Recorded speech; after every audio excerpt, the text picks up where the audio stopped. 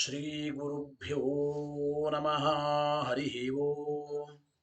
शुद्धानन्दोरुसंविद्वितिबलबहुलौदार्यवीर्यादिदेहं चिन्तासन्तापलेपोद्भवमृतिमुखराशेषदोषातिदूरम् सद्भिरवैराग्यभक्तिश्रुतिमतिनियतध्यानजज्ञानयोगात् गम्यं वन्दे मुकुन्दाभिधममलमलं ब्रह्मवेदान्तवेद्यम् याञ्चामन्दरलोलिताद्यतबुधैर्द्विद्येन्दिरा निर्जरैः जातो भारतपारिजातसुतरो सद्ब्रह्मसूत्रामृतम् आसीत्तन्त्रपुराणसन्मणिगणो जातः शुकेन्दुः सदा सोऽयं व्याससुधानिधिर्भवतु मे भूत्यैः सतां भूतिदः स्वां तद्ध्वान्तनिकृन्तने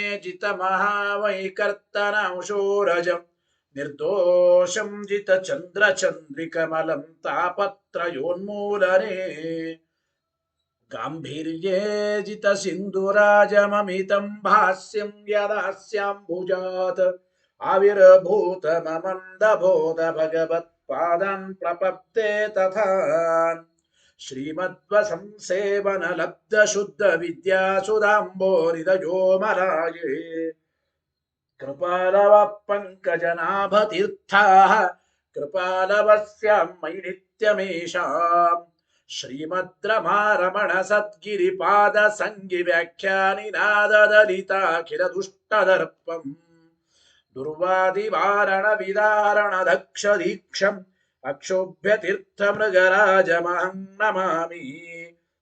अथ तत्कृपया ब्रह्मसूत्रभाष्यं यथामति व्याकुर्वे श्रीमदानन्दतीर्थार्यमुखनिःसृतम् गंगा संगेन नैर्मल्यं रत्याद्भिरलभ्यते यथा वाचो विशुद्धि सिद्ध्यर्थं संगम्यन्ते गुरोर्गिरः अथ अविद्यापटलपिहितनयनैः अन्यैः अन्यथा व्याख्यातानि ब्रह्मसूत्राणि यथावद्व्याचिख्यासुः भगवानाचार्यवर्यः पारीप्सितभाष्यस्य कैवल्याद्यखिल फलसाधनतादिसिद्ध्यर्थं निरन्तराय परिसमाप्त्याद्यर्थञ्च नारायण नमस्कारं ग्रथयते ग्रन्थारम्भं च प्रतिजानीते नारायणमिति नारायणं गुणैः सर्वैः उदीर्णं दोषवर्जितं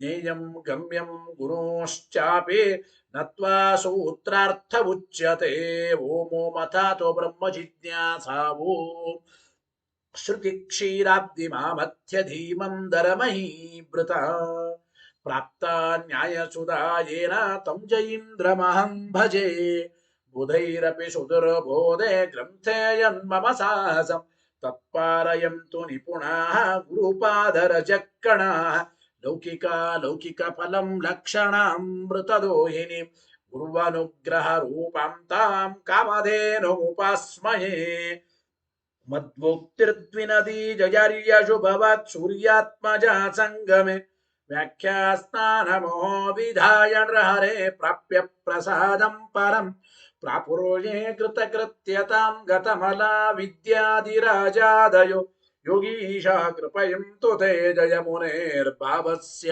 बोधाय मे शुकेन शान्त्यादिषु वाङ्मयेषु व्यासेन धैर्यं मुदिनोपमेयम् मनोजचित्या मनसान्निपत्य रघुत्तमाख्यं स्वगुरुं नमामि न दग्धं यस्य कौपीनम् अग्नौ दत्तमपि स्फुटम् वेदौ व्यासगुरुं नौमि श्रीवेदेश नमस्कृतम् सत्यनाथ गुरुः पातु योधीरो नवचन्द्रिका नवामृतगदा तीर्थताण्डवानि व्यचीकृपथ आरूढः सहसा यतीन्द्रपदवीं गत्वा च वाराणसीं तत्रत्यान् कुमतः प्रचार निरतानद्वैत दिग्धन्तिनः प्रौढार्थे वचने सुयुक्तिखचितैः सम्भीषयन्मोदयन् सत्यध्यानसुखे सरी विजयते पादाशितः श्रीपतेः ಪ್ರಾವೋಚದ್ಯೋತಿಕಂ ನ್ಯಾಯ ಸುಧಾವಾಕ್ಯಾರ್ಥ ಚಂದ್ರಿಕಾ ಸತ್ಯ ಪ್ರಜ್ಞ ಗುರುರ್ದದ್ಯಾತ್ ಪ್ರಜ್ಞಾಂ ವೈದಾಂತಿಕಿಂ ಸದಾ ಬಂಧುಸ್ತ್ವಂ ಗುರುರಿಷ್ಟದೈವತಮಿತಿ ತ್ವತ್ಪಾದ ಪಂಕೇರುಹಂ ಪ್ರಾಪ್ತಂ ಮಾಂ ಪರಿಪಾಲಯೇತಿ ಸತತಂ ಯಾಚೇ ನಿಬದ್ಧಾಂಜಲಿ ಚಿತ್ತಂ ಮದ್ಗುಣದೋಷ ಚಿಂತನ ವಿದೋ ನೂನಂ ಮನಾಕ್ಮಾಕೃತಾ ಸತ್ಯಾಭಿಜ್ಞ ಗುರೋಸ್ತ್ವದಂಗ್ರಿಯುಗಲಂ ಹಿತ್ವಾ ನಮೇ ಸದ್ಗತಿ ಸತ್ಯಾಭಿಜ್ಞ ಕರಾಬ್ಜೋತ್ಥಾನ್ ಪಂಚಾಶದ್ವರ್ಷ ಪೂಜಕಾನ್ ಸತ್ಯ ಪ್ರಮೋದ ತೀರ್ಥಾರ್ಯಾನ್ ನೌಮಿನ್ಯಾಯ ಸುಧಾರತಾನ್ ವೇದೇಶ ಮುನಿ ಸತ್ಪಾದ ಸೇವಾ ಸಂಪ್ರಾಪ್ತ ವೈಭವಾನ್ ಯಾದವಾರ್ಯಾನ್ ವರಸುಧಾ ಟೀಕಾಕಾರಾನ್ ವಯಂ ಮುಮಃ ಪೃಥ್ವೀ ಮಂಡಲ ಮಧ್ಯಸ್ಥಾಃ ಪೂರ್ಣಬೋಧ ಮತಾನುಗಾಃ ವೈಷ್ಣವಾ ವಿಷ್ಣು ಹೃದಯಾಃ ತನ್ನಮಸ್ಸೆ ಗುರುನ್ ಮಮ ಆಪಾದ ಮೌಲಿ ಪರ್ಯಂತಂ ಗುರುಣಾಮಾಕೃತಿಂ ಸ್ಮರೆತ್ ತೇನ ವಿಘ್ನಾಃ ಪ್ರಣಶ್ಯಂತೆ ಸಿದ್ಧ್ಯಂತಿ ಚ ಮನೋರಥಾಃ ಶುಭಾನ್ ಧ್ಯಾಯಂತಿ ಯೇ ಕಾಮಾನ್ ಗುರುದೇವಃ ಪ್ರಸಾದಜಾನ್ ಇತರಾನ್ ಆತ್ಮಪಾಪೋತ್ಥಾನ್ ತೇಷಾಂ ವಿದ್ಯಾ ಫಲಿಷ್ಯತಿ ಯಹಿರಹಂ ಶುಕವತ್ ಸಮ್ಯಕ್ ಶಿಕ್ಷಿತೋಸ್ಮಿ ಕೃಪಾಲುಭಿಃ ಶ್ರೀಮತ್ಸತ್ಯಾತ್ಮತೀರ್ಥಾರ್ಯಾನ್ ವಂದೇ ವಿದ್ಯಾ ಗುರೂನ್ ಮಮ ಸುಸಾರ್ಥಕಾಭಿಧೇಯಂಚ ಶ್ರೀ ಸತ್ಯಾತ್ಮಯತೀಶ್ವರಂ ವಿದ್ಯಾರ್ಥಿ ವತ್ಸಲಂ ವಂದೇ ಸದಾ ಪಂಡಿತ ಪೋಷಕಂ ಸ್ವಸ್ತ್ಯಸ್ತು ಸತಾಮಖಿಲ ಸನ್ಮಂಗಲಾನಿ ಭವಂತು ಶ್ರೀ ಗುರುಭ್ಯೋ ನಮಃ ಹರಿ ಓಂ. ತತ್ವಪ್ರಕಾಶಿಕೆಯಲ್ಲಿ 3ನೇ ಅಧ್ಯಾಯ ಸಾಧನಾಧ್ಯಾಯ 4ನೇ ಪಾದ ಜ್ಞಾನಪಾದ, ಅಲ್ಲಿ 4ನೇ ಅಧಿಕರಣ ಸ್ತುತ್ಯಧಿಕರಣ ನಡೆಯುತ್ತಾ ಇದೆ. ಇವತ್ತಿನ ದಿನ ಸುಮಾರು ಇಲ್ಲಿ 25ನೇ ಸೂತ್ರದ ಪಾಠವನ್ನ ಚಿಂತನೆ ಮಾಡೋಣ. ಅದರಿಂದ ಮುಂದೆ ಏನ್ ಹೇಳ್ತಾ ಇದ್ದಾರೆ ಇಲ್ಲಿ ಅಂತಂದ್ರೆ, ಏವಂ ಜ್ಞಾನಿನಾಂ ಶ್ರುತಿಬಲೇನ ಸದಸತ್ ಪ್ರವೃತ್ತ್ಯೋ ಅವಿಶೇಷಃ ಪರಿಋತಃ. ಹಿಂದೆ ಅಪರೋಕ್ಷ ಜ್ಞಾನಿಗಳಿಗೆ ಸದಸತ್ ಪ್ರವೃತ್ತಿಗಳಿಂದ ಯಾವುದೇ ವಿಧವಾಗಿರತಕ್ಕಂತಹ ವ್ಯತ್ಯಾಸ ಆಗೋದಿಲ್ಲ. ಜ್ಞಾನಿಗಳು ಅಂತ ಅಂದ್ಮೇಲೆ ಮುಗಿದೋಯ್ತು, ಅವರಿಗೆ ಮೋಕ್ಷ ನಿಶ್ಚಿತ. ಸತ್ಪ್ರವೃತ್ತಿಯಿಂದ ಹೆಚ್ಚಿನ ಫಲವಾಗಲಿ ಅಸತ್ಪ್ರವೃತ್ತಿಯಿಂದ ಮೋಕ್ಷ ತಡೆಯೋದಾಗಲಿ ಯಾವುದು ಆಗೋದಿಲ್ಲ. ಏವಂ ಜ್ಞಾನಿನಾಂ ಶ್ರುತಿಬಲೇನ, ಅಪರೋಕ್ಷ ಜ್ಞಾನಿಗಳಿಗೆ ಹಿಂದೆ ಹೇಳಿದಂತೆ ಶ್ರುತಿಗಳ ಸಾಮರ್ಥ್ಯದಿಂದ ಸದಸತ್ ಪ್ರವೃತ್ತಿಯೋ, ಅವರು ಮಾಡುವ ಸತ್ಪ್ರವೃತ್ತಿ ಅಸತ್ಪ್ರವೃತ್ತಿಗಳಿಂದ ಅವಿಶೇಷ ಪರಿಋತಃ, ಯಾವುದೇ ವಿಧವಾಗಿರತಕ್ಕಂಥ ವ್ಯತ್ಯಾಸವಾಗೋದಿಲ್ಲ ಅಂತ ಪೂರ್ವ ಪಕ್ಷ ಬಂದರೆ ಆ ಪೂರ್ವ ಪಕ್ಷವನ್ನು ಪರಿಹಾರ ಮಾಡಿದ್ದಾರೆ. ಹಾಗಲ್ಲ, ವ್ಯತ್ಯಾಸ ಆಗುತ್ತದೆ. ಅಪರೋಕ್ಷ ಜ್ಞಾನಿಗಳು ಕೂಡ ಜ್ಞಾನೋತ್ತರದಲ್ಲಿ ಮಾಡಿದ ಸತ್ಕರ್ಮಗಳಿಂದ ಸತ್ಪ್ರವೃತ್ತಿಯಿಂದ ಆನಂದಾಭಿವೃದ್ಧಿ, ಅಸತ್ ಪ್ರವೃತ್ತಿಯಿಂದ ಆನಂದ ಕ್ರಾಸ ಆಗುತ್ತದೆ. ಇದನ್ನ ಹೇಳಿದ್ದೇವೆ. ಸದಸತ್ ಪ್ರವೃತ್ತಿಯೋ ಅವಿಶೇಷ ಪರಿಋತ ಅಂದ್ರೇನು? ಅಪರೋಕ್ಷ ಜ್ಞಾನಿಗಳಾದ ಮೇಲೆ ಮುಗಿದು ಹೋಯಿತು. ಸತ್ಪ್ರವೃತ್ತಿ ಅಸತ್ ಪ್ರವೃತ್ತಿಗಳಿಂದ ಯಾವ ವಿಶೇಷತೆ ವ್ಯತ್ಯಾಸ ಇಲ್ಲ ಅಂತ ಪೂರ್ವ ಪಕ್ಷ ಬಂದ್ರೆ ಅದನ್ನ ಪರಿಹಾರ ಮಾಡಿದ್ದಾರೆ. ಸದಸತ್ ಪ್ರವೃತ್ತಿಗಳಿಂದ ಜ್ಞಾನಿಗಳಿಗೆ ವಿಶೇಷ ಇದ್ದೇ ಇದೆ ಅಂತ ಸಮರ್ಥನೆ ಮಾಡಿದ್ದಾರೆ ಹಿಂದೆ. ಗೊತ್ತಾಯ್ತಾ?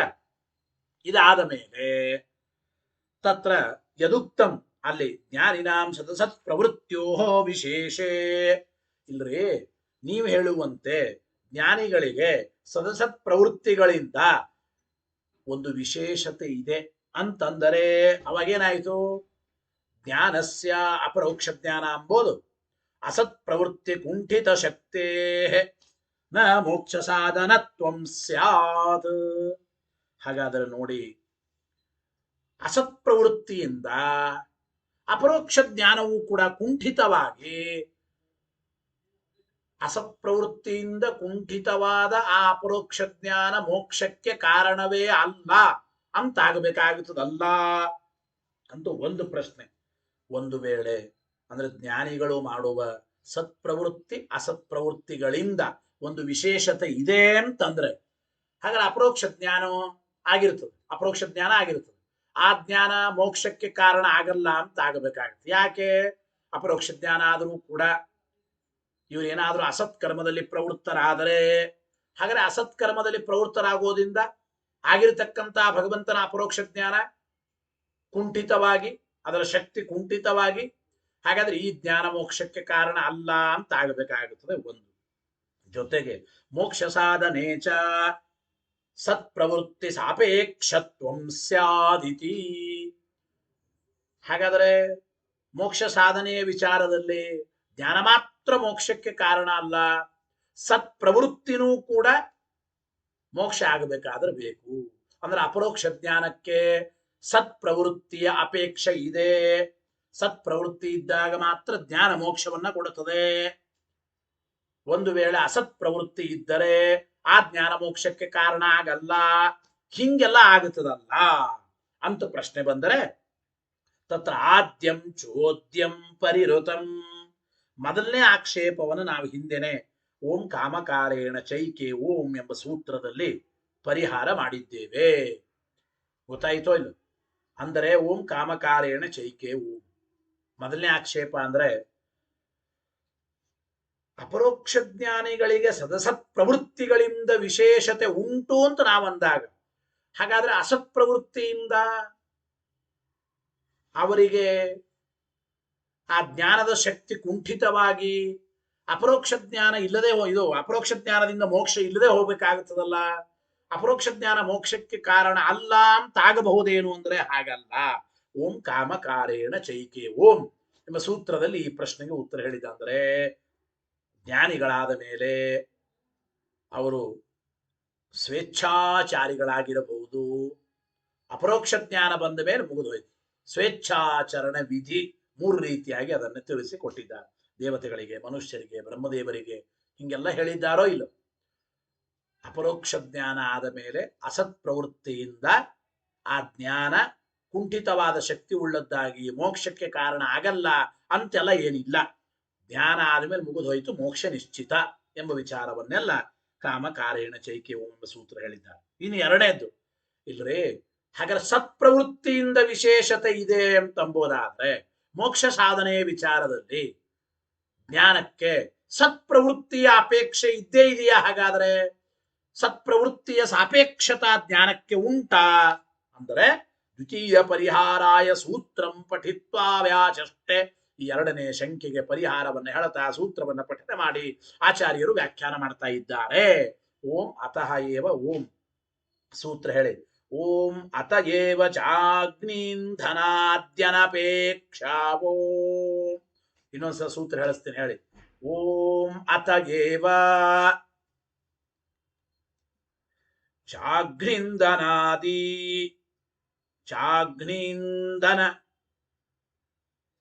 ಚಾಗ್ನಿಂಧನಾದ್ಯನಪೇಕ್ಷಾ.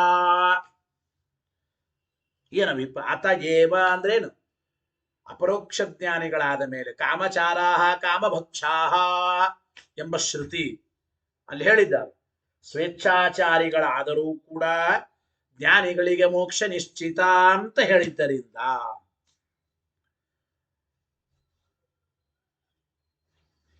ಅಗ್ನಿಂಧನಾದ್ಯನಪೇಕ್ಷಾ ಅಂದ್ರೆ ಜ್ಞಾನಕ್ಕೆ ಮೋಕ್ಷ ಸಾಧನತ್ವ ವಿಷಯದಲ್ಲಿ ಅಗ್ನಿಹೋತ್ರಾದಿ ಕರ್ಮಗಳ ಸಾಪೇಕ್ಷತೆ ಇಲ್ಲ. ಅತಯೇವ ಚ ಅಗ್ನಿಂಧನಾದ್ಯನಪೇಕ್ಷ ಅಂತ ಪದಚ್ಛೇದ.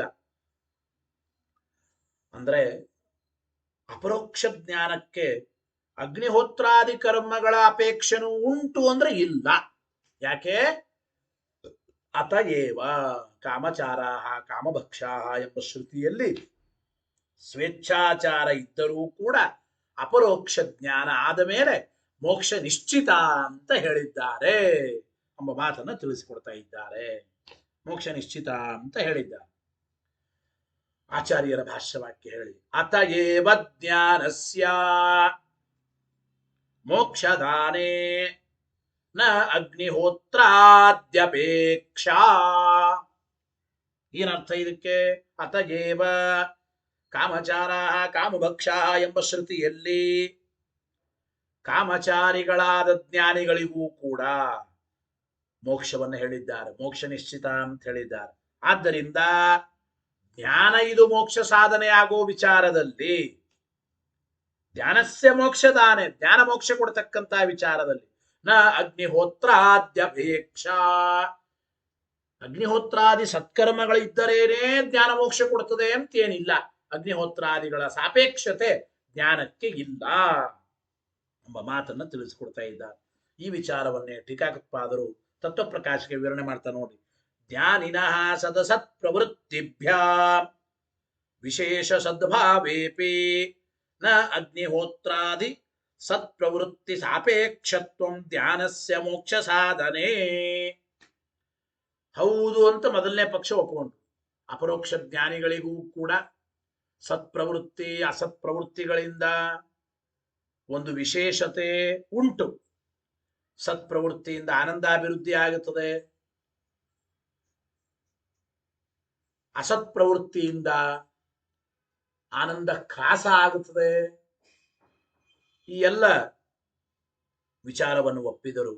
ಜ್ಞಾನಿನಃ ಸದಸತ್ ಪ್ರವೃತ್ತಿಭ್ಯಾಂ ವಿಶೇಷ ಸದ್ಭಾವೇಪಿ, ಜ್ಞಾನಿಗಳಿಗೆ ಸದಸತ್ ಪ್ರವೃತ್ತಿಗಳಿಂದ ವಿಶೇಷ ಒಪ್ಪಿದರೂ ಕೂಡ ಅಗ್ನಿಹೋತ್ರಾದಿ ಸತ್ಪ್ರವೃತ್ತಿ ಸಾಪೇಕ್ಷತ್ವಂ ನ, ಅಂದರೆ ಅಗ್ನಿಹೋತ್ರಾದಿ ಸತ್ಪ್ರವೃತ್ತಿಯ ಅಪೇಕ್ಷೆ ಇದ್ದೇನೆ ಜ್ಞಾನ ಮೋಕ್ಷಕ್ಕೆ ಸಾಧನೆ ಆಗುತ್ತದೆ ಅಂದ್ರೆ ಅಲ್ಲ.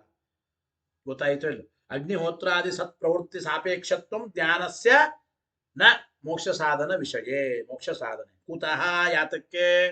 ಅಗ್ನಿಹೋತ್ರಾದಿ ಸತ್ಕರ್ಮಗಳ ಅಪೇಕ್ಷೆ ಜ್ಞಾನಕ್ಕೆ ಇಲ್ಲ ಅಂತ ಹೇಗೆ ಹೇಳ್ತೀರಿ ಅಂದ್ರೆ, ಕಾಮಚಾರಾಣಾಮಪಿ ಮೋಕ್ಷಸ್ಯ ಪಠಿತತ್ವಾದೇವ ಇತಿ ಭಾವಃ.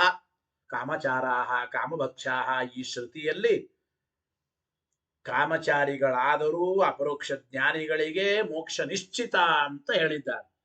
ಆದ್ದರಿಂದ ಸದಸತ್ ಪ್ರವೃತ್ತಿಗಳಿಂದ ಅಸತ್ಪ್ರವೃತ್ತಿಯಿಂದ ಮೋಕ್ಷ ಕ್ಯಾನ್ಸಲ್ ಆಗೋದಾಗಲಿ, ಸತ್ಪ್ರವೃತ್ತಿಯಿಂದ ಜ್ಞಾನಕ್ಕೆ ಸಹಾಯ ಆಗುವುದಾಗಲಿ, ಸತ್ಪ್ರವೃತ್ತಿ ಇದ್ದರೇನೆ ಜ್ಞಾನ ಮೋಕ್ಷ ಕೊಡುತ್ತದೆ ಅಂತ ಹಾಗೆಲ್ಲ ಏನಿಲ್ಲ.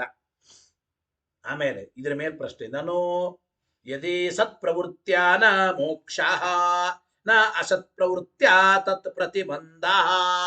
ಹಾಗಾದ್ರೆ ಪೂರ್ವ ಪಕ್ಷಿಗಳು ಪ್ರಶ್ನೆ ಮಾಡ್ತಾ ಇದ್ದಾರೆ, ಹಾಗಾದ್ರೆ ನಿಮ್ ಪ್ರಕಾರ ಜ್ಞಾನ ಆದ್ಮೇಲೆ ಮೋಕ್ಷ ನಿಶ್ಚಿತ, ಸತ್ಪ್ರವೃತ್ತಿಯಿಂದಲೇ ಮೋಕ್ಷ ಆಗಬೇಕು ಅಂತ ಏನಿಲ್ಲ, ಅಸತ್ಪ್ರವೃತ್ತಿಯಿಂದ ಮೋಕ್ಷ ಪ್ರತಿಬಂಧಿತವಾಗುತ್ತದೆ ಅಂತೂ ಇಲ್ಲ. ನ ಅಸತ್ಪ್ರವೃತ್ತ್ಯಾ ತತ್ ಪ್ರತಿಬಂಧ, ಅಸತ್ಪ್ರವೃತ್ತಿಯಿಂದ ಮೋಕ್ಷ ತಡೆ ಹಿಡಿಯಲ್ಪಡುತ್ತದೆಂಬುದು ಇಲ್ಲ ಅಂದಮೇಲೆ ಕಥಂ ತರ್ಹಿತಾಭ್ಯಾಂ ಜ್ಞಾನಿನಃ ವಿಶೇಷ. ಹಾಗಾದ್ರೆ ಜ್ಞಾನಿಗಳಿಗೆ ಆ ಸತ್ಪ್ರವೃತ್ತಿ ಅಸತ್ಪ್ರವೃತ್ತಿಗಳಿಂದ ವಿಶೇಷತೆ ಹೇಗೆ ಹೇಳಬೇಕು? ಜ್ಞಾನ ಆದ್ಮೇಲೆ ಮೋಕ್ಷ ನಿಶ್ಚಿತ, ಜ್ಞಾನಕ್ಕೆ ಸತ್ಪ್ರವೃತ್ತಿಯ ಸಹಾಯ ಬೇಕಾಗಿಲ್ಲ, ಅಸತ್ಪ್ರವೃತ್ತಿ ಇದ್ದರೂ ಕೂಡ ಮೋಕ್ಷ ಏನು ಕ್ಯಾನ್ಸಲ್ ಆಗಲ್ಲ, ಜ್ಞಾನ ಆದ್ಮೇಲೆ ಮುಗಿದೋಯ್ತು, ಮೋಕ್ಷ ನಿಶ್ಚಿತ ಅಂದ ಮೇಲೆ ಹಾಗಾದ್ರೆ ಸದಸತ್ ಪ್ರವೃತ್ತಿಗಳಿಂದ, ಹಾಗಾದ್ರೆ ಸದಸತ್ ಪ್ರವೃತ್ತಿಗಳಿಂದ ಆ ಜ್ಞಾನಿಗಳಿಗೆ ವಿಶೇಷತೆ ಉಂಟು ಅಂತ ಹೇಗೆ ಹೇಳ್ತೀರ? ಹಾಗಾದ್ರೆ ಇತ್ಯತಃ ಆಹ, ಹೀಗಂದ್ರೆ ಅದಕ್ಕೆ ಉತ್ತರ ಹೇಳಿದ್ರು, ಬ್ರಹ್ಮತರ್ಕೇಚ ಇತಿ. ಬ್ರಹ್ಮತರ್ಕೇಚ, ಬ್ರಹ್ಮತರ್ಕದ ವಾಕ್ಯ ಕೊಟ್ಟು ಆಚಾರ್ಯರು ಭಾಷ್ಯದಲ್ಲಿ ಉತ್ತರ ಹೇಳ್ತಾ ಇದ್ದಾರೆ. ಬ್ರಹ್ಮತರ್ಕೇಚ ಯೇಷಾಂ ಧ್ಯಾನಂ ಸಮುತ್ಪನ್ನಂ ತೇಷಾಂ ಮೋಕ್ಷೋ ವಿನಿಶ್ಚಿತಃ ಶುಭಕರ್ಮಭಿರಾಧಿಕ್ಯಂ ವಿಪರೀತೈರ್ವಿಪರ್ಯಯಃ ಸ್ವೇಚ್ಛಾನುವೃತ್ತೈವ ಭವೇತ್ ಬ್ರಹ್ಮಣಃ ಪ್ರಾಯಶಸ್ತಥಾ ದೇವಾನಾಮಪಿ ಸರ್ವೇಷಾಂ ವಿಶೇಷಾದುತ್ತರೋತ್ತರಂ. ಏನ್ ಹೇಳ್ತಾ ಇದ್ದಾರೆ?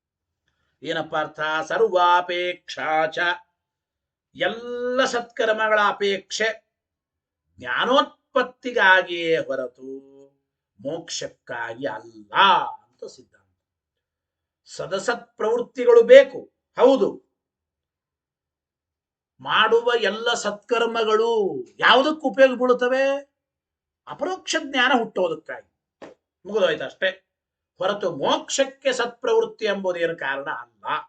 ಹೇಗೆ? ಯಜ್ಞಾದಿ ಶ್ರುತೇ, ಯಜ್ಞಾದಿಗಳನ್ನು ಹೇಳಿಕೊಡ್ತಕ್ಕಂತಹ ಶ್ರುತಿಗಳು ಇರೋದ್ರಿಂದ. ಅಶ್ವಮತ ಕುದುರೆಯಂತೆ ಅಂದ್ರೆ ಏನ್ ಅಭಿಪ್ರಾಯ ನೋಡಿ. ಯಜ್ಞಾದಿ ಶ್ರುತೇ ಅಂದ್ರೆ ಬೃಹದಾರಣ್ಯಕ ಉಪನಿಷತ್ತಿನಲ್ಲಿ ಒಂದು ವಾಕ್ಯ ಬರುತ್ತದೆ, ವಿವಿಧಿಷಂತಿ ಯಜ್ಞೇನ ದಾನೇನ ತಪಸ ಅನಾಶಕೇನ ಅಂತ ಈ ಶ್ರುತಿ ಇರೋದ್ರಿಂದ ಜ್ಞಾನ ಮತ್ತು ಮೋಕ್ಷ ಎರಡಕ್ಕೂ ಕರ್ಮ ಕಾರಣ. ಯಾಕಾಗಬಾರದು? ಕರ್ಮವೇ ಕಾರಣ ಅಂತ ಯಾಕೆ ಆಗಬಾರದು ಅಂತಂದ್ರೆ ಅಶ್ವಭತ ಕುದುರೆಯಂತೆ ಅಂತ ದೃಷ್ಟಾಂತ ನೋಡಿ. ಹೋಗೋದಕ್ಕೆ ಸಾಧನೆ ಕುದುರೆಗಳು, ಗಮನ ಸಾಧನವಾದದ್ದು ಕುದುರೆಗಳು. ಆ ಗತಿಗೆ ಮಾತ್ರ ಅವು ಉಪಯೋಗ ಬೀಳುತ್ತವೆ ಕುದುರೆಗಳು, ಹೊರತು ಗತಿ ಆದ ಮೇಲೆ ಗ್ರಾಮಾದಿಗಳನ್ನ ಹೊಂದೋದಕ್ಕಾಗಿ ಆ ಕುದುರೆ ಉಪಯೋಗ ಬೀಳೋದಿಲ್ಲ. ಹಾಗೆ ಅಂದ್ರೆ ಒಟ್ಟು ಸೂತ್ರಾರ್ಥ ಏನಾಯ್ತು ಗೊತ್ತಾ? ಸರ್ವಾಪೇಕ್ಷಾಚ, ಎಲ್ಲ ಸತ್ಕರ್ಮಗಳ ಅಪೇಕ್ಷೆ ಅದು ಜ್ಞಾನೋತ್ಪತ್ತಿಗಾಗಿ ಹೊರತು ಮೋಕ್ಷಕ್ಕಾಗಿ ಅಲ್ಲ. ಯಾತಕ್ಕೆ ಅಂದ್ರೆ ಯಜ್ಞಾದಿ ಶ್ರುತೇ, ಬೃಹದಾರಣ್ಯಕ ಉಪನಿಷತ್ತಿನ ಮಾತು, ವಿವಿಧಿಷಂತಿ ಯಜ್ಞೇನ ದಾನೇನ ತಪಸ ಅನಾಶಕೇನ ಅಂತ ಹೇಳಿ ಶ್ರುತಿ ಇರೋದ್ರಿಂದ ಜ್ಞಾನ ಮತ್ತು ಮೋಕ್ಷ ಎರಡಕ್ಕೂ ಕರ್ಮ ಕಾರಣ ಅಂತ ಯಾಕೆ ಆಗಬಾರದು ಅಂತಂದ್ರೆ ಹಂಗೆ ಹೇಳಿಕ್ ಬರಲ್ಲ. ಅಶ್ವಪಥ ಕುದುರೆ ಕೇವಲ ಗತಿಗಾಗಿ ಮಾತ್ರ ಸಾಧನೆಯೇ ಹೊರತು ಗ್ರಾಮಾದಿಗಳನ್ನ ಹೊಂದೋದಕ್ಕಾಗಿ ಅಲ್ಲ. ಹೇಗೋ ಹಾಗೆ. ಏನಿದರ ಅಭಿಪ್ರಾಯ? ಆಚಾರ್ಯರು ಭಾಷ್ಯದಲ್ಲಿ ಬರೆಯುತ್ತಾರೆ, ತತ್ವಪ್ರಕಾಶಕ ಟೀಕಾಕಾರ ವಿವರಣೆ ಮಾಡ್ತಾರೆ. ಭಾಷ್ಯ ಮತ್ತು ತತ್ವಪ್ರಕಾಶಕ ಆದ್ಮೇಲೆ ಈ ಸೂತ್ರಾರ್ಥ ಇನ್ನೂ ಸ್ಪಷ್ಟವಾಗುತ್ತದೆ. ಭಾಷ್ಯ ಹೇಳಿ, ಸರ್ವಧರ್ಮಾಪೇಕ್ಷಾಚ ಜ್ಞಾನಸ್ಯೋತ್ಪತ್ತೌ ವಿವಿಧಿಷಂತಿ ಯಜ್ಞೇನ ದಾನೇನ ತಪಸ ಅನಾಶಕೇನ ಇತಿ ಶ್ರುತೇ. ನೋಡಿ, ಸರ್ವಾಪೇಕ್ಷಾಚ ಯಜ್ಞಾದಿ ಶ್ರುತೇ ಎಂಬ ಸೂತ್ರಕ್ಕೆ ಆಚಾರ್ಯರು ಭಾಷ್ಯದಲ್ಲಿ ವ್ಯಾಖ್ಯಾನ ಬರೀತಾ ಇದ್ದಾರೆ. ಸರ್ವಧರ್ಮಾಪೇಕ್ಷಾಚ ಅಂದ್ರೆ ಏನು? ಯಜ್ಞಗಳಿಂದ, ದಾನದಿಂದ, ತಪಸ್ಸಿನಿಂದ, ಉಪವಾಸಾದಿ ವ್ರತಗಳಿಂದ ಜ್ಞಾನಿಗಳು ಪರಮಾತ್ಮನನ್ನು ತಿಳಿಯುತ್ತಾರೆ.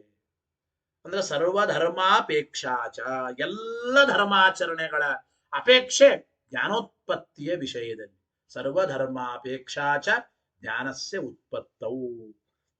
ಹೇಗೆ ಹೇಳ್ತೀರಿ ಅಂದ್ರೆ, ಎಲ್ಲ ಯಜ್ಞ, ದಾನ, ತಪಸ್ಸು, ಉಪವಾಸಾದಿ ವ್ರತ ನಿಯಮಗಳಿಂದ ಪರಮಾತ್ಮನನ್ನ ಅವರು ತಿಳಿಯುತ್ತಾರೆ. ಎಲ್ಲ ಧರ್ಮಾಚರಣೆಗಳು ಭಗವಂತನ ಜ್ಞಾನದಲ್ಲಿ ಪರಿವಸಾನವಾಗಿದೆ. ಭಗವಂತನ ಜ್ಞಾನೋತ್ಪತ್ತಿಗಾಗಿ ಸಾಧನೆ ಹೊರತು ಈ ಎಲ್ಲ ಧರ್ಮಾಚರಣೆಗಳು ಮೋಕ್ಷ ಪ್ರಾಪ್ತಿಗೆ ಕಾರಣ ಅಲ್ಲ. ಕರ್ಮವು ಯಾತಕ್ಕೆ ಮೋಕ್ಷಕ್ಕೆ ಕಾರಣ ಆಗಬಾರದು ಅಂತ ಪ್ರಶ್ನೆ. ಯಾವುದೇ ಕರ್ಮಗಳು, ಧರ್ಮಾಚರಣೆಗಳು ಮೋಕ್ಷಕ್ಕೆ ಕಾರಣ ಆಗಲ್ಲ, ಜ್ಞಾನ ಹುಟ್ಟೋದಕ್ಕೆ ಕಾರಣ ಅಷ್ಟೇ ಎಂಬ ಅಭಿಪ್ರಾಯವನ್ನ ತಿಳಿಸಿಕೊಡ್ತಾ ಇದ್ದಾರೆ. ಟೀಕಾರ ವಿವರಣೆ ಬರೀತಾರೆ. ನ ಜ್ಞಾನಸ್ಯ ಮೋಕ್ಷ ಸಾಧನತ್ವೇ ಸದಸತ್ ಸತ್ಪ್ರವೃತ್ತ್ಯಪೇಕ್ಷ. ಜ್ಞಾನ ಇದು ಮೋಕ್ಷ ಸಾಧನೆ ವಿಚಾರದಲ್ಲಿ ಸತ್ಪ್ರವೃತ್ತಿಯ ಅಪೇಕ್ಷೆ ಏನು ಪಡಲ್ಲ. ಅಂದ್ರೆ ಜ್ಞಾನ ಮೋಕ್ಷವನ್ನು ನೀಡಬೇಕಾದ್ರೆ, ಅಂದ್ರೆ ಅಪರೋಕ್ಷ ಜ್ಞಾನಿಗಳು ಅವರು ಮೋಕ್ಷ ಹೊಂದಬೇಕಾದ್ರೆ, ಆಲ್ರೆಡಿ ಜ್ಞಾನ ಆಗಿದೆ, ಅವರು ಮೋಕ್ಷ ಹೊಂದಬೇಕಾದ್ರೆ ಸತ್ಪ್ರವೃತ್ತಿ ಬೇಕೇ ಬೇಕು ಅಂತ ಇಲ್ಲ. ಯಾಕೆ? ಸರ್ವ ಸತ್ಪ್ರವೃತ್ತೀನ ಜ್ಞಾನೋತ್ಪತ್ತ್ಯರ್ಥಂ ಅಪೇಕ್ಷಿತತ್ವಾತ್. ಎಲ್ಲ ಸತ್ಪ್ರವೃತ್ತಿಗಳು, ಸದಾಚಾರಗಳು, ಧರ್ಮಾಚರಣೆಗಳು, ಎಲ್ಲ ಸತ್ಕರ್ಮಗಳ ಆಚರಣೆ ಅದು ಕೇವಲ ಜ್ಞಾನ ಹುಟ್ಟೋದರಲ್ಲಿ ಮಾತ್ರ ಸಾಧನೆ ಆಗುತ್ತದೆ.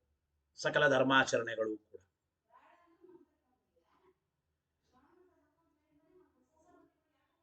ವಿವಿಧಿಶಂತೀತಿ ಶ್ರುತೇ ಇತಿ ಭಾವಃ. ಹಂಗ ಶ್ರುತಿ ಇದೆ. ಎಲ್ಲ ಧರ್ಮಾಚರಣೆಗಳು ಜ್ಞಾನಕ್ಕೆ ಸಾಧನೆ ಹೊರತು ಮೋಕ್ಷಕ್ಕೆ ಅಲ್ಲ ಅಂತ ಶ್ರುತಿ ಇದೆ. ಬೃಹದಾರಣ್ಯಕ ವಿವಿಧಿಶಂತಿ ಯಜ್ಞೇನ ದಾನೇನ ತಪಸಾ ನಾಶಕೇನ ಎಂಬ ಶ್ರುತಿ.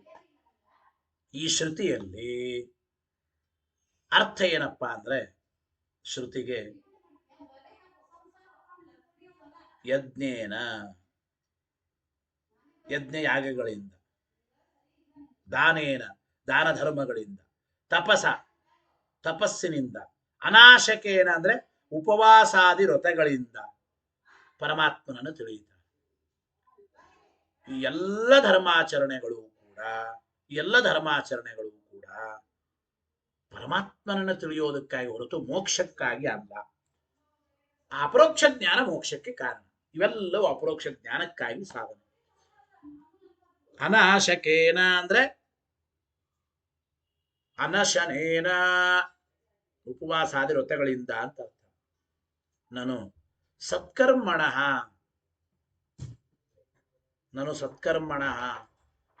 ಜ್ಞಾನಾರ್ಥಸ್ಯಾಪಿ. ನೋಡಿ, ಮಾಡುವ ಸತ್ಕರ್ಮಗಳು ಇವು ಜ್ಞಾನಕ್ಕಾಗಿ ಅಂತ ಇರಲಿ, ಮೋಕ್ಷದ ಅಪೇಕ್ಷೆಗಾಗಿಯೂ ಕೂಡ ಮೋಕ್ಷಕ್ಕೂ ಸಾಧನೆ ಅಂತ ಯಾತಕ್ಕೆ ಅನ್ನಬಾರದು ಅಂತ ಪ್ರಶ್ನೆ. ಜ್ಞಾನಿಗಳು ಮಾಡುವ ಸತ್ಕರ್ಮಗಳು ಅಥವಾ ಜ್ಞಾನಕ್ಕಿಂತ ಪೂರ್ವದಲ್ಲಿ ಮಾಡತಕ್ಕಂತ ಸತ್ಕರ್ಮಗಳು ಜ್ಞಾನಕ್ಕಾಗಿ ಅಂತ ಇರ್ಲಿ, ಬೇಡ ಅನ್ನಲ್ಲ. ಮೋಕ್ಷಕ್ಕಾಗಿಯೂ ಅಪೇಕ್ಷಿತ ಅಂತ ಯಾಕೆ ಅನ್ನಬಾರದು? ಜ್ಞಾನಾರ್ಥಸ್ಯಾಪಿ ಮೋಕ್ಷಾರ್ಥಂ ಅಪೇಕ್ಷಿತತ್ವಂ ಕಿಂ ನ ಸ್ಯಾತ್ ಇತ್ಯತಃ ಆಹ ಯಥೇತಿ. ಅದಕ್ಕೆ ಆಚಾರ್ಯರು ಭಾಷ್ಯದಲ್ಲಿ ಉತ್ತರ ಕೊಡ್ತಾರೆ ನೋಡಿ. ಅಶ್ವವತ ಅಂತ ಸೂತ್ರಕಾರರು ಶ್ರುತಿಯಲ್ಲಿ ಹೇಳಿದ್ರು. ಅಶ್ವವತ ಕುದುರೆಯಂತೆ. ಏನ್ ಕುದುರೆಯಂತೆ? ಆ ದೃಷ್ಟಾಂತಕ್ಕೆ ಅರ್ಥ ಏನಪ್ಪಾ ಅಂತಂದ್ರೆ, ಯಥಾಗತಿ ನಿಷ್ಪತ್ತ್ಯರ್ಥಂ ಹೇಳಿ. ಯಥಾಗತಿ ನಿಷ್ಪತ್ತ್ಯರ್ಥಂ ಅಶ್ವಾದಯೋ ಅಪೇಕ್ಷಂತೆ ನ ನಿಷ್ಪನ್ನಗತೆ ಗ್ರಾಮಾದಿ ಪ್ರಾಪ್ತೌ. ನೋಡಿ, ಯಥಾ ಹೇಗೆ, ಗತಿ ನಿಷ್ಪತ್ತ್ಯರ್ಥಂ ಪ್ರಯಾಣ ಸಾಗೋದಕ್ಕಾಗಿ, ಊರು ಸೇರೋದಕ್ಕಾಗಿ ಕುದುರೆ ಮೊದಲಾದ ವಾಹನಗಳ ಅಪೇಕ್ಷೆ ಇದೆ. ಆದರೆ ನ ನಿಷ್ಪನ್ನಗತೆ ಗ್ರಾಮಾದಿ ಪ್ರಾಪ್ತವು. ಗೊತ್ತಾಯ್ತು? ಪ್ರಯಾಣ ಮುಗಿದ ಮೇಲೆ ಮತ್ತೆ ಆ ಗ್ರಾಮಾದಿಗಳನ್ನು ಹೊಂದೋದಕ್ಕಾಗಿ ಕುದುರೆಗಳ ಅಪೇಕ್ಷೆ ಇಲ್ಲ. ಪ್ರಯಾಣ ಮಾಡೋದಕ್ಕಾಗಿ ಕುದುರೆ ಮೊದಲಾದ ವಾಹನಗಳ ಅಪೇಕ್ಷೆನೇ ಹೊರತು ಪ್ರಯಾಣ ಮುಗಿದ ಮೇಲೆ ಮತ್ತೆ ಊರು ತಲುಪೋದಕ್ಕಾಗಿ ಕುದುರೆ ಮೊದಲಾದವುಗಳ ಅಪೇಕ್ಷೆ ಇಲ್ಲ ಅಂತ ಅಭಿಪ್ರಾಯ. ಆಚಾರ್ಯರ ಮಾತಿಗೆ ಅರ್ಥ. ಟೀಕಾಕೃತ್ಪಾದರು ವಿವರಣೆ ಬರೀತಾರೆ. ಯಥಾಗತಿ ಸಾಧನ ಅಶ್ವಾದಯ. ಗಮನಕ್ಕೆ ಗತಿಗೆ ಸಾಧನವಾದದ್ದು ಅಶ್ವಾದಿಗಳು. ಅವು ನಿಷ್ಪನ್ನಾಯಾಮ್ ಗತವು.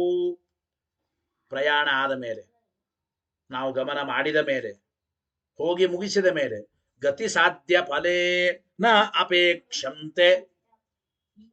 ಪ್ರಯಾಣ ಮಾಡಿ ಆ ಊರನ್ನು ಹೊಂದಿಬಿಡ್ತೇವೆ, ಮತ್ತೆ ಆ ಊರನ್ನು ಹೊಂದೋದಕ್ಕಾಗಿ ಗತಿ ಸಾಧ್ಯ ಫಲೇನ ಅಪೇಕ್ಷಂತೆ. ಆ ಕುದುರೆ ಮೊದಲಾದ ವಾಹನಗಳು ಅವಾಗ ಬೇಕಾಗಿಲ್ಲ. ತಥಾ ಅದೇ ರೀತಿ ಕರ್ಮಾಣಿ, ಜ್ಞಾನಕ್ಕಿಂತ ಪೂರ್ವದಲ್ಲಿ ಮಾಡಿದ ಕರ್ಮಗಳೆಲ್ಲವೂ ಜ್ಞಾನ ಸಾಧನಾನಿ, ಅಪರೋಕ್ಷ ಜ್ಞಾನಕ್ಕೆ ಸಾಧನೆ. ಜ್ಞಾನೇ ನಿಷ್ಪನ್ನೆ. ಆ ಅಪರೋಕ್ಷ ಜ್ಞಾನ ಹುಟ್ಟಿದ ಮೇಲೆ ನ ತತ್ಫಲಾರ್ಥಂ ಅಪೇಕ್ಷಿತಾನಿ. ಗೊತ್ತಾಯಿತೋ ಇಲ್ಲ? ಜ್ಞಾನ ಹುಟ್ಟಿದ ಮೇಲೆ ಆ ಜ್ಞಾನ ಮೋಕ್ಷಕ್ಕೆ ಸಾಧನೆ ಹೊರತು ಜ್ಞಾನದಿಂದ ಸಾಧ್ಯವಾಗುವ ಕರ್ಮಗಳಿಗೆ, ಜ್ಞಾನದಿಂದ ಸಾಧ್ಯವಾಗುವ ಮೋಕ್ಷಕ್ಕೆ ಆ ಕರ್ಮಗಳೇನು ಬೇಕಾಗಿಲ್ಲ ಅಂದ್ರೆ ಹೇಳ್ತಾ ಇದ್ದಾರೆ. ಜ್ಞಾನಕ್ಕಾಗಿ ಎಲ್ಲ ಕರ್ಮಾಚರಣೆಗಳು, ಆ ಜ್ಞಾನವನ್ನ ಪಡೆದ ಮೇಲೆ ಜ್ಞಾನ ಸಾಧನವಾದ ಕರ್ಮಗಳ ಅಗತ್ಯತೆ ಇಲ್ಲ ಎಂಬ ವಿಚಾರವನ್ನು ಈ 26ನೇ ಸೂತ್ರದಲ್ಲಿ ತಿಳಿಸಿಕೊಡ್ತಾ ಇದ್ದಾರೆ. ಓಂ ಸರ್ವಾಪೇಕ್ಷಾಚ ಯಜ್ಞಾದಿಶ್ರುತೇ ಅಶ್ವವತ ಓಂ ಎಂಬ ಮಾತನ್ನು ತಿಳಿಸಿಕೊಡ್ತಾ ಇದ್ದಾರೆ. ಇದಾದ್ಮೇಲೆ ಮುಂದಿನ ಸೂತ್ರಕ್ಕೆ ಅವತರಣೆ ಕೊಡ್ತಾ, ದೊಡ್ಡ ಸೂತ್ರ ಇದೆ, ಅವತರಣೆ ಕೊಡ್ತಾ ಅಲ್ಲಿ ಮತ್ತೆ ಪ್ರಶ್ನೆ ಮಾಡಿ ಉತ್ತರವನ್ನು ಹೇಳ್ತಾ ಇದ್ದೀರಿ. ಏನು? ಯದಿ ಸದಸತ್ ಪ್ರವೃತ್ತಿಭ್ಯಾಂ ಮೋಕ್ಷ ತದಭಾವಾಭಾವ ನ ತರ್ಹಿ ತಾಭ್ಯಾಂ ವಿಶೇಷೋ ಜ್ಞಾನಿನಃ ಇತಿ ನ ತೇನ ಸತ್ಕಾರ್ಯಂ ಅಸತ್ಯಾಜ್ಯಂ. ಒಂದು ಪ್ರಶ್ನೆ, ಒಂದು ವೇಳೆ ಸದಸತ್ ಪ್ರವೃತ್ತಿಗಳಿಂದ, ನೋಡಿ, ಸತ್ಪ್ರವೃತ್ತಿಯಿಂದಲೇ ಮೋಕ್ಷ ಆಗೋದು ಅಂತೇನಿಲ್ಲ. ಜ್ಞಾನಿಗಳು ಅಂದ ಮೇಲೆ ಅಪರೋಕ್ಷ ಜ್ಞಾನಿಗಳಿಗೆ ಮೋಕ್ಷ ನಿಶ್ಚಿತ. ಅಂದ್ರೆ ಸತ್ಪ್ರವೃತ್ತಿಯಿಂದಲೇ ಮೋಕ್ಷ ಆಗಬೇಕು ಅಂತೇನಿಲ್ಲ. ಅಸತ್ಪ್ರವೃತ್ತಿಯಿಂದ ಮೋಕ್ಷ ಪ್ರತಿಬಂಧಿತವಾಗುತ್ತದೆ, ಅಸತ್ಪ್ರವೃತ್ತಿಯಿಂದ ಮೋಕ್ಷ ತಡೆಯಲ್ಪಡುತ್ತದೆ ಎಂಬುದು ಏನಿಲ್ಲ. ಅಂದಮೇಲೆ ತರ್ಹಿ ತಾಭ್ಯಾಂ ವಿಶೇಷ, ಅಸತ್ಪ್ರವೃತ್ತಿಗಳಿಂದ ಜ್ಞಾನಿಗಳಿಗೆ ಯಾವುದೇ ವಿಧವಾದ ವಿಶೇಷ ಏನಿಲ್ಲ ಅಂದ ಮೇಲೆ, ಹಾಗಾದ್ರೆ ಸತ್ಪ್ರವೃತ್ತಿಯಲ್ಲೇ ತೊಡಗಬೇಕು, ಸತ್ಕಾರ್ಯವನ್ನೇ ಮಾಡಬೇಕು, ಅಸತ್ಕಾರ್ಯವನ್ನ ಮಾಡಬಾರದು ಅಂತ ಯಾತಕ್ಕೆ ಕೇಳಬೇಕು? ಹಾಗಾದ್ರೆ ಗೊತ್ತಾಯ್ತೋ ಇಲ್ಲ? ಅಂದರೆ ಜ್ಞಾನಿಗಳಿಗೆ ಸದಸತ್ ಪ್ರವೃತ್ತಿಗಳಿಂದ ಯಾವ ವಿಶೇಷತೆ ಇಲ್ಲ ಅಂದ್ಬಿಟ್ರೆ, ಹಾಗಾದ್ರೆ ಸತ್ಕಾರ್ಯಗಳನ್ನೇ ಮಾಡಬೇಕು, ಅಸತ್ಕಾರ್ಯಗಳನ್ನ ಮಾಡಬಾರದು ಅಂತ ಏನಾಗ್ಲಿಲ್ಲಲ್ಲ. ಸತ್ಕಾರ್ಯಗಳನ್ನೇ ಮಾಡಬೇಕು ಅಂತೇನು, ಅಸತ್ಕಾರ್ಯಗಳನ್ನು ಮಾಡಬಾರದು ಅಂತೇನು? ನೋಡಿ, ಇತಿ ನ ತೇನ ಸತ್ಕಾರ್ಯಂ, ಆದ್ರಿಂದ ಸತ್ಕಾರ್ಯಗಳೇ ಮಾಡಬೇಕು ಅಂತೇನಿಲ್ಲ. ನ ಅಸತ್ಯಾಜ್ಯಂ, ಅಸತ್ಕರ್ಮಗಳನ್ನು ಬಿಡಬೇಕು ಅಂತೇನಿಲ್ಲ. ನಚ ಮೋಕ್ಷಾಧಿಕ್ಯಾದಿ ವಿಶೇಷ ಎಂಬ ಮಾತನ್ನು ಹೇಳ್ತಾ ಇದ್ದಾರೆ. ಗೊತ್ತಾಯ್ತೋ ಇಲ್ಲ? ಅದಕ್ಕೆ ಹೇಳ್ತಾ ಇದ್ದಾರೆ ಆನಂದಾಧಿಕ್ಯ, ಆನಂದ ಕ್ರಾಸವನ್ನು ಕೂಡ ಕೂಡಿಸಲಿಕ್ಕೆ ಸಾಧ್ಯ ಇರೋದರಿಂದ ಮೋಕ್ಷಾಧಿಕ್ಯಾದಿ ವಿಶೇಷ, ಸತ್ಕರ್ಮಗಳಿಂದ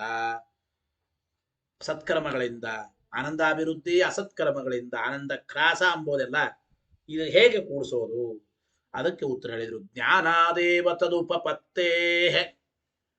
ಅದಕ್ಕೆ ಅವರು ಪೂರ್ವ ಪಕ್ಷಿಗಳಂತಾರೆ, ಜ್ಞಾನ ಆದ್ರೆ ಮುಗಿದು ಹೋಯ್ತು, ಮೋಕ್ಷ ನಿಶ್ಚಿತ, ಸತಸತ್ ಪ್ರವೃತ್ತಿಗಳಿಂದ ಯಾವ ವಿಶೇಷತೆ ಇಲ್ಲ ಅಂತ ಅಂದುಬಿಟ್ರೆ, ಹಾಗಾದ್ರೆ ಸತ್ಕಾರ್ಯಗಳನ್ನೇ ಮಾಡಬೇಕು, ಅಸತ್ಕಾರ್ಯಗಳನ್ನ ಮಾಡಬಾರದು ಅಂತ ಏನಾಗಲಿಲ್ಲ.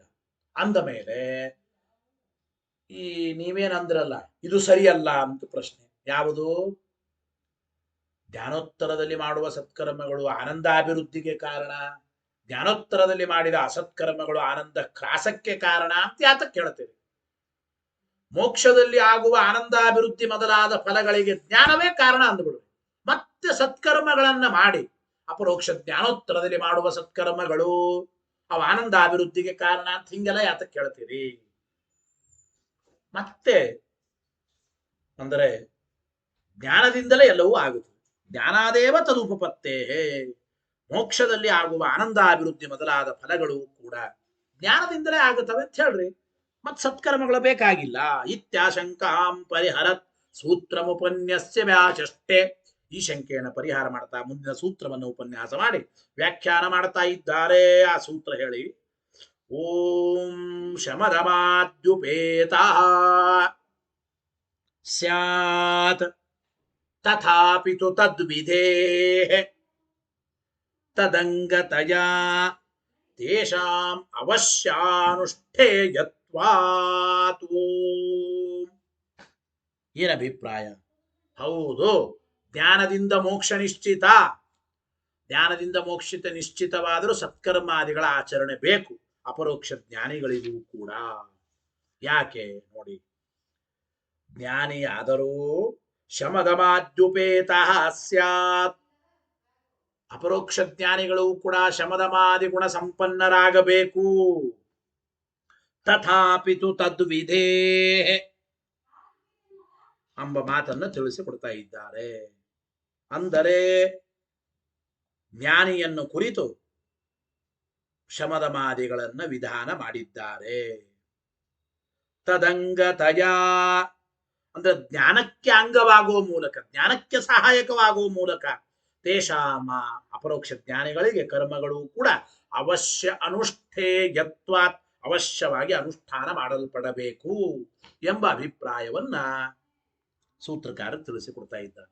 ಇದಾದ ಮೇಲೆ ಇನ್ನೊಂದು ಏನಪ್ಪಾ ಅಂತಂದ್ರೆ ನೋಡಿ, ಯದ್ಯಪಿ ಜ್ಞಾನೇನೈವ ಮೋಕ್ಷೋ ನಿಯತಃ, ಭಾಷ್ಯ ಹೇಳ್ಬಿಡಿ. ಯದ್ಯಪಿ ಜ್ಞಾನೇನೈವ ಮೋಕ್ಷೋ ನಿಯತಃ ತಥಾಪಿ ಜ್ಞಾನೀ ಶಮದಮಾದ್ಯುಪೇತಃ ಸ್ಯಾತ್. ನೋಡಿ, ಅಪರೋಕ್ಷ ಜ್ಞಾನದಿಂದ ಯದ್ಯಪಿ ಮೋಕ್ಷ ನಿಶ್ಚಿತ ಇಲ್ಲ ಅಂತ ಅನ್ನೋದಿಲ್ಲ.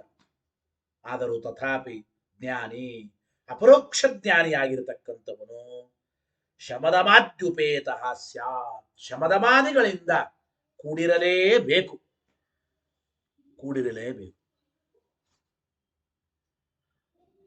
ಇಷ್ಟು ಹೇಗೆ ಒಂದು ಶ್ರುತಿಯನ್ನು ಹೇಳ್ತಾ ಇದ್ದ. ಅಪರೋಕ್ಷ ಜ್ಞಾನಿ ಆದರೂ ಶಮದಮಾದಿಗಳಿಂದ ಕೂಡಿಕೊಂಡ್ರೆ ಅವನು ಆನಂದಾಭಿವೃದ್ಧಿ ಎಂಬ ಫಲವನ್ನು ಮುಂದೆ ಹೊಂದುತ್ತಾನೆ. ಶ್ರುತಿ ವಾಕ್ಯವನ್ನು ಹೇಳ್ತಾ ಇದ್ದಾರೆ. ಮಾಠರ ಶ್ರುತಿ ಹೇಳಿ ವಾಕ್ಯ. ಆಚಾರ್ಯಾದ್ ವಿದ್ಯಾಮವಾಪ್ಯ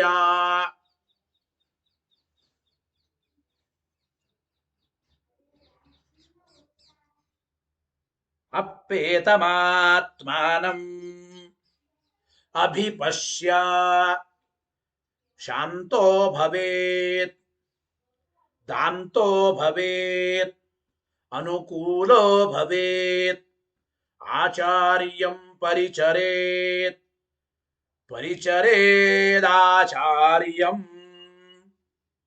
ಇತಿ ಮಾಠರ ಶ್ರುತೌ ಜ್ಞಾನಿನೋಪಿ ತದ್ವಿಧೇಃ. ಏನರ್ಥ ಗೊತ್ತಾ? ಯದ್ಯಪಿ ಜ್ಞಾನದಿಂದ ಮೋಕ್ಷ ನಿಶ್ಚಿತವಾದರೂ ಆಚಾರ್ಯಾದ್ ವಿದ್ಯಾಮವಾಪ್ಯ, ನೋಡಿ ಆಚಾರ್ಯ ವಿಶೇಷವಾಗಿ ಗುರುಗಳಿಂದ ಬ್ರಹ್ಮವಿದ್ಯೆಯನ್ನು ಪಡೆದು ಆಚಾರ್ಯಾದ್ ವಿದ್ಯಾಮವಾಪ್ಯಾಪಿ ಏತಂ ಆತ್ಮಾನಂ ಅಭಿಪಶ್ಯನ್ನ, ಅಂತರ್ಯಾಮಿಯಾದ ಪರಮಾತ್ಮನನ್ನೇ ಇವನು ಅಪರೋಕ್ಷೀಕರಿಸಿಕೊಳ್ಳತಾ ಏತಂ ಆತ್ಮಾನಂ ಅಭಿಪಶ್ಯ, ಹೃದಯ ಗುಹಾವಾಸಿಯಾದ ಭಗವಂತನನ್ನ ಇವನು ನೋಡ್ತಾ ಚಿಂತನೆ ಮಾಡ್ತಾ ಶಾಂತೋ ಭವೇತ್ ದಾಂತೋ ಭವೇತ್. ಶಾಂತೋ ಭವೇತ್ ಅಂದ್ರೇನು? ದೇವರಲ್ಲೇ ಮನಸ್ಸಿಟ್ಟವನಾಗಬೇಕು, ಸಾತ್ವಿಕ ಮನಸ್ಕನಾಗಬೇಕು. ದಾಂತೋ ಭವೇತ್, ಇಂದ್ರಿಯ ನಿಗ್ರಹ ಉಳ್ಳವನಾಗಬೇಕು. ಅನುಕೂಲೋ ಭವೇತ್, ಸರ್ವರಿಗೂ ಕೂಡ ಮನಸ್ಸಿಗೆ ಸಂತೋಷವನ್ನು ಉಂಟು ಮಾಡಬೇಕು, ಎಲ್ಲರಿಗೂ ಅನುಕೂಲನಾಗಿರಬೇಕು. ಅನುಕೂಲೋ ಭವೇತ್ ಆಚಾರ್ಯಂ ಪರಿಚರೇತ್, ಗುರುಗಳ ಸೇವೆ ಮಾಡಬೇಕು.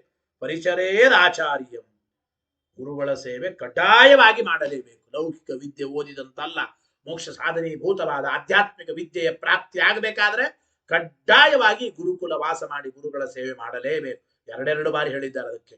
ಆದರಾರ್ಥೇ ದ್ವಿರುಕ್ತಿ, ಆಚಾರ್ಯಂ ಪರಿಚರೇತ್ ಪರಿಚರೇದಾಚಾರ್ಯಂ. ನೋಡಿ ಎರಡನೇ ಸಲ ಮತ್ತೆ ಇತಿ ಮಾಠರ ಶ್ರುತವು. ಹೀಗೆ ಮಾಠರ ಶ್ರುತಿಯಲ್ಲಿ ಜ್ಞಾನಿನೋಪಿ ತದ್ವಿಧೇಃ, ಅಪರೋಕ್ಷ ಜ್ಞಾನಿಗಳಿಗೂ ಕೂಡ ಆಚರಣೆಗಳ ನಿಯಮ, ಸತ್ಕರ್ಮಗಳ ಆಚರಣೆ ಹೇಳಿದ್ದಾರೆ. ಇಷ್ಟು ಸೂತ್ರ ಭಾಷ್ಯ ಆಯಿತು. ಇದಕ್ಕೆ ಅರ್ಥವನ್ನು ಚಿಂತನೆ ಮಾಡೋಣ. ಏನರ್ಥ ನೋಡಿ. ಯದ್ಯಪಿ ಅಸ್ತಿ ಜ್ಞಾನಿನಃ ಮೋಕ್ಷ, ಅಪರೋಕ್ಷ ಜ್ಞಾನಿಗೆ ಯದ್ಯಪಿ ವಸ್ತುತಃ ಮೋಕ್ಷ ನಿಶ್ಚಿತ ಆದರೂ ತಥಾಪಿ ಜ್ಞಾನಿನಃ ಜ್ಞಾನಿಗಳು ಶಮದಮಾದಿ ಸತ್ಪ್ರವೃತ್ತ್ಯಾ ಭವಿತವ್ಯಂ, ಶಮದಮಾದಿ ಸತ್ಪ್ರವೃತ್ತಿಗಳಿಂದಲೇ ಅವರಿರಬೇಕು. ಶಮದಮಾದಿ ಸಂಪನ್ನರಾಗಿ ಸತ್ಕರ್ಮಗಳ ಆಚರಣೆ ಮಾಡ್ತಾನೇ ಇರಬೇಕು. ಯಾಕೆ ಅಂದ್ರೆ ತಥಾ ವಿಧಿ ಸದ್ಭಾವ ಇತ್ಯರ್ಥ. ಆ ರೀತಿ ವೇದಶಾಸ್ತ್ರಗಳಲ್ಲಿ ವಿಧಿ ಇದೆ. ಅಪರೋಕ್ಷ ಜ್ಞಾನಿಯಾದರೂ ಸತ್ಕರ್ಮಗಳ ಅನುಷ್ಠಾನ ಮಾಡುತ್ತಾ ಇರಬೇಕು ಅಂತ ವಿಧಿನೇ ಇದೆ ಅಂತ ಅಭಿಪ್ರಾಯ ಆ ಶ್ರುತಿಗೆಲ್ಲ. ಬರೀತರ ಜ್ಞಾನಾದೇವ ಮೋಕ್ಷ ಸಿದ್ಧೇ, ಇಲ್ರಿ ಅಪರೋಕ್ಷ ಜ್ಞಾನದಿಂದ ಮೋಕ್ಷ ಸಿದ್ಧ ಆಗಿದೆ.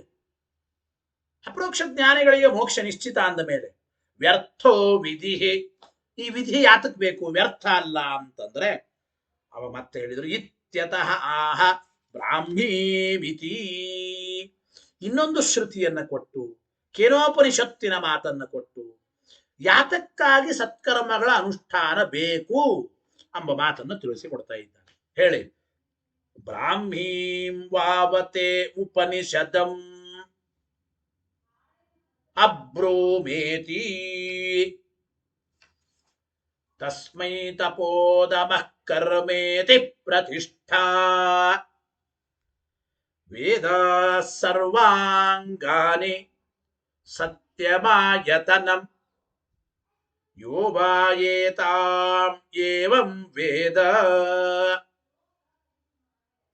ಇತಿ ಜ್ಞಾನಾಂಗತಯಾ. ಈ ರೀತಿ